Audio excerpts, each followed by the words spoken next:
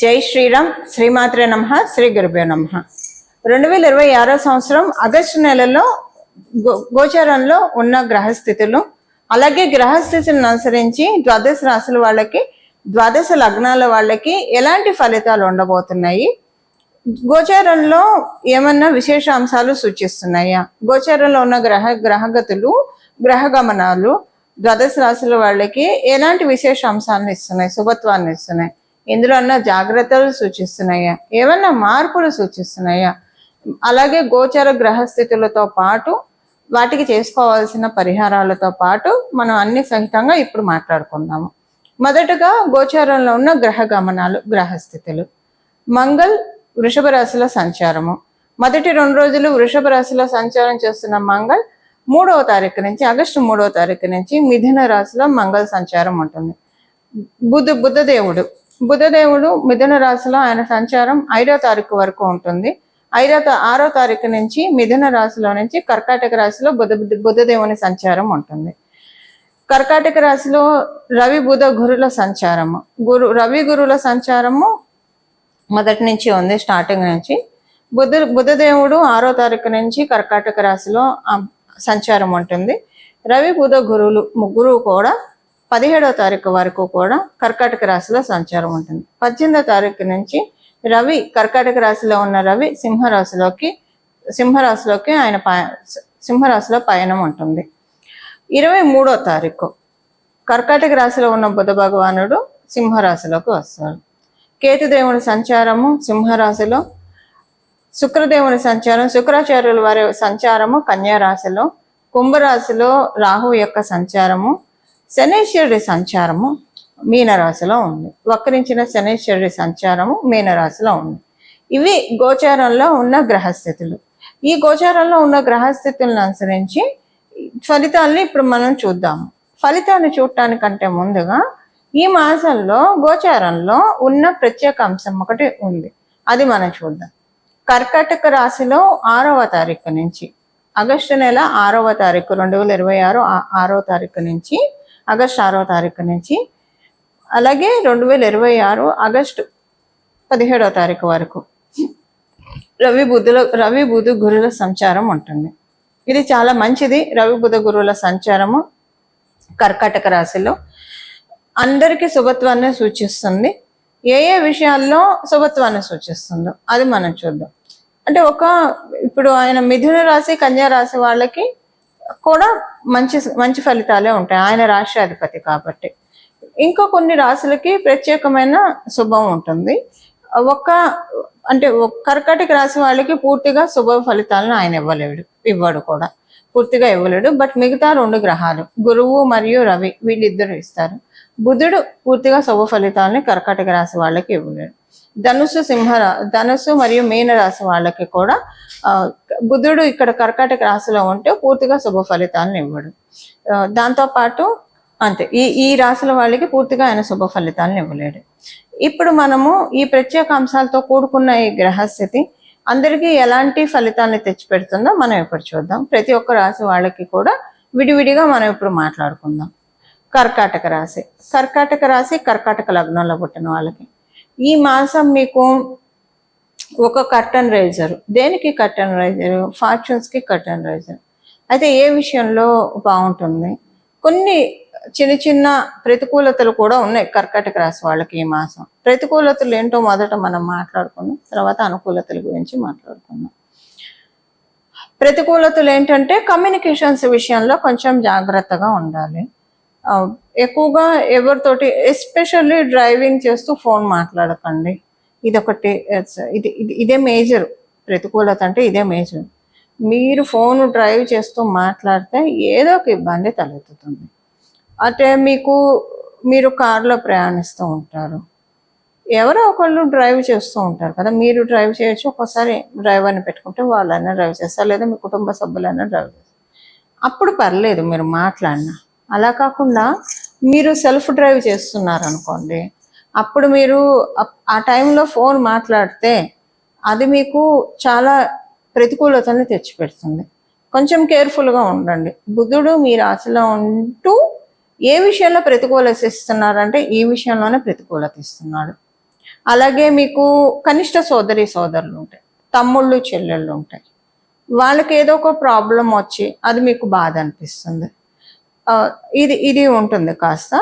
So అది ఇంకొకటి, మీ కనిష్ట ఇమ్మీడియట్గా కనిష్టము చెల్లెలు అయితే మీకు వారితోటి మనస్పర్ధలు ఉంటాయి.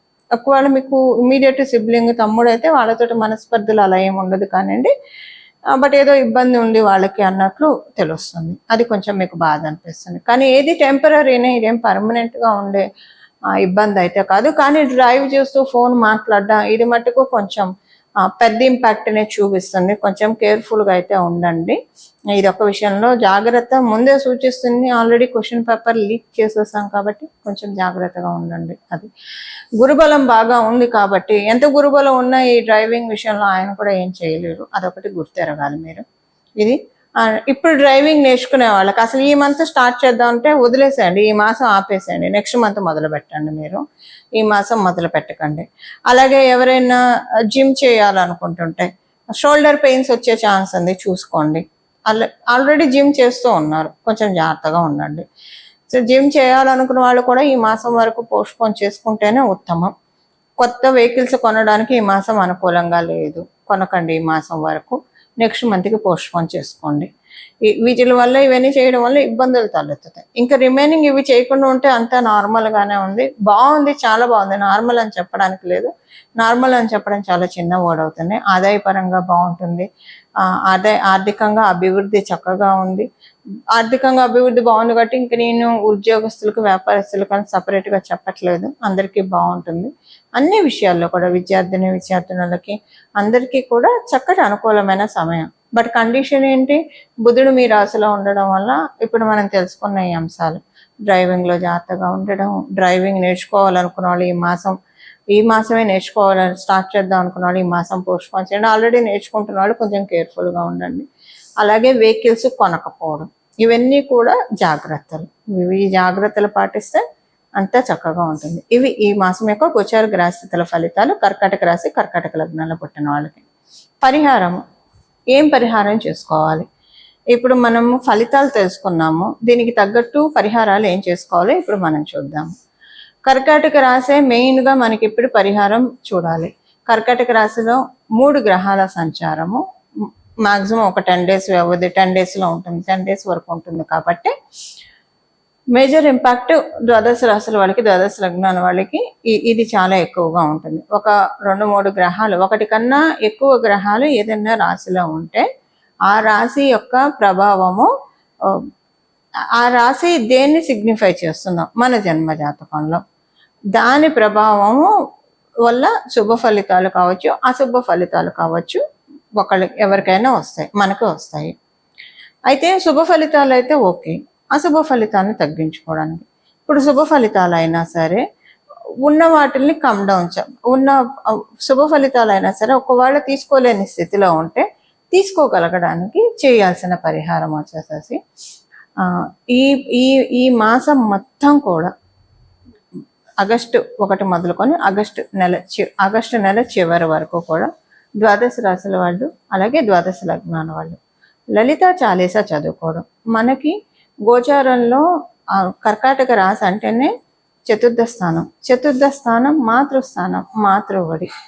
అందువల్ల జగన్మాత యొక్క కృపా కటాక్షాలని అందుకోవడానికి ఇది చాలా చక్కటి శుభ సమయం. ఈ సమయంలో బాలా త్రిపుర సుందరి అమ్మవారి ఆరాధన అత్యంత శుభ ఫలితాలను అందిస్తుంది. అమ్మవారిని ఎప్పుడైనా బాల రూపంలో మనం పూజిస్తే విశేషంగా అనుగ్రహిస్తుంది, త్వరితంగా కూడా వరాన్ని మనకి అనుగ్రహిస్తుంది. బుధుడు కాబట్టి, ఇక్కడ ఉన్నది బుధుడు కాబట్టి బాల రూపంలో అమ్మవారిని ఆరాధన చేయొచ్చు. గురు భగవానుడు కూడా ఉన్నాడు కాబట్టి మీరు జగన్మాతగా కూడా అమ్మవారిని అర్చించవచ్చు. మీ చాయిసెస్ని బట్టి మీరు చేసుకోవచ్చు. అమ్మవారి ఆరాధన లలితా చాలీసా చదవండి, చాలా బాగుంటుంది. ఒకవేళ చదవలేకపోతే వినండి, కనీసము చాలా మంచి ఫలితాలు మీరు చూస్తారు. ఈ లలిత చాలీసా చదువుతూ ఉంటే చదివిన రోజే మీకు ఒక న్యూ ఎనర్జీ అనిపిస్తుంది, చాలా బాగా ఉంటుంది. అలాగే సౌందర్య లహరి వినడమో చదవడమో చేయండి. చదవడం అంటే పర్ఫెక్ట్గా వస్తేనే చదవాలి, లేదంటే ఎవరి దగ్గరైనా గురుముఖత నేర్చుకొని అప్పుడు చక్కగా చదవచ్చు. వినండి, కనీసం వినడానికైతే మనకి ఇప్పుడు అవకాశం ఉంది. కలియుగంలో ఉన్న సులభోపాయాలు ఎన్నో ఉన్నాయి, కాకపోతే మనం ఇవన్నీ పట్టించుకోకుండా లౌకికంగా పరిగెత్తుతూ ఉంటాం. ఇంకా తప్పదు, బాధ్యతలు ఇవన్నీ ఉంటాయి కాబట్టి. కానీ ఈ సులభోపాయాల మీద మనము ఒకసారి దృష్టి పెడితే ఇవన్నీ కూడా మనకి కాంప్లికేట్ థింగ్స్ అన్ని అన్కాంప్లికేట్ అవుతాయి అన్న విషయాన్ని మనం గుర్తెరగాలి. అది సౌందర్య లహరి దానికి ఉత్తమమైన సాధన. ఈ నెల మొదలుకొని నెలనాళ్ళు అసలు ఇక్కడి నుంచి ఇంకా కంటిన్యూ చేయండి. మీ ఎన్నాళ్ళు కంటిన్యూ చేస్తే అన్నాళ్ళు కంటిన్యూ చేయండి. సౌందర్య లహరి. దాంతోపాటు అమ్మవారిని పూజించినప్పుడు మరి అయ్యవారిని కూడా పూజించాలి కదా. అందులో కర్కాటక రాశిలో ఉచ్చ స్థానంలో గురుడు ఉన్నాడు. గురుడు అంటేనే శివుడు అని చెప్తుంది మనకి జ్యోతిష శాస్త్రం. మరి ఆ స్వామివారిని కూడా పూజించాలి కదా, అందుకని శివానంద లహరి. ఈ రెండు వినండి అత్యంత భక్తి శ్రద్ధలతోటి మనసు లగ్నం చేసి, అంటే చాలా కాన్సన్ట్రేటెడ్గా వింటే కనుక చాలా అంటే చాలా మంచి ఫలితాలని మనం అందరం కూడా చూడటానికి అవకాశం ఉంటుంది. ఈ ప్రతిరోజు మీకు ఏదో ఒక సమయం పెట్టుకోండి. స్నానం చేశాక వెంటనే అయితే ఇంకా మంచిది. వినడమే కాబట్టి, చదవడం కాదు కాబట్టి కొంచెం శుచులయ్యి కాళ్ళు చేతులు కడుక్కొని బయటికి వెళ్ళి వస్తే బట్టలు మార్చుకొని, కుదిరితే మీరు స్నానం చేయండి, లేదా బట్టలు మార్చుకొని ఉతికిన బట్టలు కట్టుకొని కాళ్ళు చేతులు మొహం శుభ్రంగా కడుక్కొని కూర్చొని బొట్టు పెట్టుకొని నుదుటన వినండి. చాలా అంటే చాలా మంచి ఫలితాలు వస్తాయి. కుదిరిన వాళ్ళు అంటే పొద్దున్నే ఉద్యోగం, పరుగులు, వ్యాపారము, పరుగులు ఇలా కొంచెం అలా ఉన్నా మేము మేనేజ్ చేసుకోగలుగుతాం అనుకున్న వాళ్ళు పొద్దున్నే స్నానం చేసిన వెంటనే వినండి. రోజుకొక శ్లోకం వినండి, భక్తి శ్రద్ధలతో వినండి. చాలు, మీకు ఎంత కుదిరితే అంత అసలు వినడానికి ప్రయత్నించండి.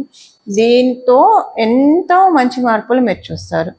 గోచారంలో ఉన్న మీ జన్మ గ్రహస్థితుల్లో మీకు ఏవేవైతే ఇబ్బందులు కలిగిస్తున్నాయో ఆ ఇబ్బందుల నుంచి నెమ్మదిగా గట్టెక్కడానికి చక్కటి అవకాశం ఉంటుంది. ఇది ఈ మాసం చేసుకోవాల్సిన గోచర గ్రహస్థితుల రీత్యా చేసుకోవాల్సిన పరిహారము. ఇలా మనందరం కూడా జగన్మాత మరియు మహాదేవుడు ఆశీస్సుల్ని పరిపూర్తిగా అందుకోవాలని చెప్పి మనస్ఫూర్తిగా ప్రార్థిస్తూ, ఇంకొకటి దీంతో పాటు ప్రతిరోజు విష్ణు సహస్రనామం పారాయణం చేస్తే చాలా మంచి ఫలితాలు వస్తాయి. విష్ణు సహస్రనామం చదవండి లేదా వినండి. ప్రతిరోజు చేస్తే కనుక అత్యద్భుతమైన ఫలితాలను తీసుకోవడానికి అవకాశం ఉంటుంది. ఇలా మనం అందరం కూడా భగవంతుడి కృపా కటాక్షాలకి పాత్రలం అవ్వాలని చెప్పి మనందరి తరఫున మనస్ఫూర్తిగా శరణు వేడుకుంటూ మంగళం. నమో భగవతే వాసుదేవాయ.